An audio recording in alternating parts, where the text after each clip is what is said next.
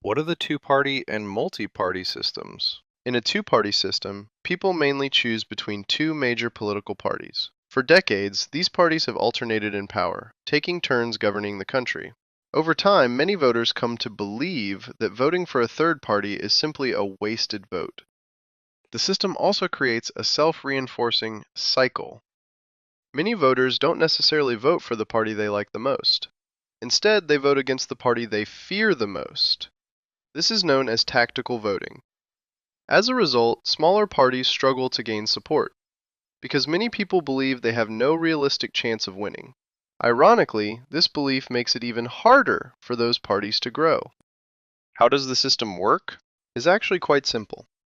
It is based on the first-past-the-post voting system. Whoever finishes first wins everything, while everyone else gets nothing. Imagine that 100 people vote, and there are two candidates. Candidate A receives 54 votes. Candidate B receives 46 votes. The result? Candidate A wins the seat and goes to the parliament. Candidate B loses the election and remains in the opposition.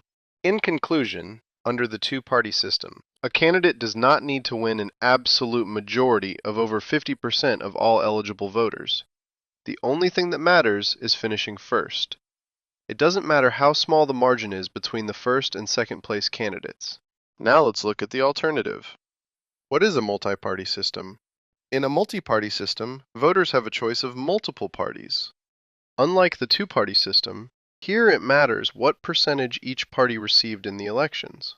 The first party might have received 29% in the elections, but the second party received 27%, so the second party is not left disadvantaged. In this system, if the parties in Parliament want to govern, they will have to form a coalition and work together. Unless a party gets 50% of the vote, in which case it will have a majority and will be able to govern without the help of other parties. Now you have seen how both systems work. But do you see a problem in one of them? Yes.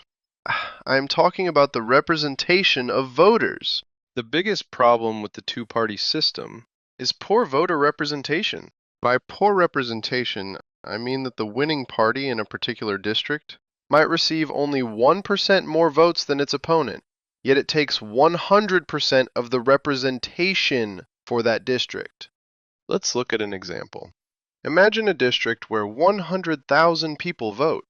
Party A receives 50,500 votes. Party B receives 49,500 votes. The losing party receives nothing, even if nearly half of the voters supported it. That's a difference of only 1,000 votes, or just 1%. Yet Party A wins the entire seat, while the votes of the other 49,500 people have no direct impact on representation in Parliament, even though they make up a significant portion of the electorate. In other words, almost half of the voters end up without anyone representing their political views. Their votes don't help elect a representative, even though they make up a significant portion of the electorate. This creates a system where the final composition of Parliament often doesn't accurately reflect how people actually voted across the country. A party can win a comfortable majority of seats while receiving far less than a majority of the popular vote. A clear example is the 2024 UK election exposed one of the biggest flaws of that system. Reform UK won 14.3% of the vote, more than 4 million votes, yet received only 5 seats out of 650.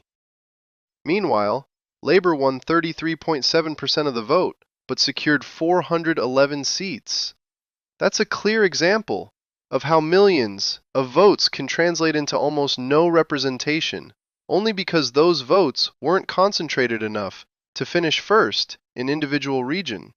Is that fair? What do you think? In a multi-party proportional system, situations like this simply tend to be less frequent. Seats in Parliament are distributed according to each party's share of the vote. If a party wins around 15% of the vote, it will receive roughly 15% of the seats. This ensures that almost every vote counts, and that Parliament reflects the actual preferences of the electorate. However, politics is not black and white, and the first-past-the-post system has its advantages. The system itself offers stable and straightforward governance. That said, if we look at the UK as an example, we see that it is facing governing difficulties, though these are mainly due to Brexit, which was a huge mistake, COVID, and internal issues within the major parties. Of course, the multi-party system also has its downsides. One of the main problems is the need for different parties to work together, which in some cases may not function properly, and can lead to political instability, as seen in France. However, it represents citizens' votes much more accurately, which is one of the main goals of democracy, ensuring that everyone's vote is equally recognized. In the end, this is not a question of good or bad systems. It is a question of priorities. The two-party system, through first past the post, prioritizes stability, clear governance, and accountability.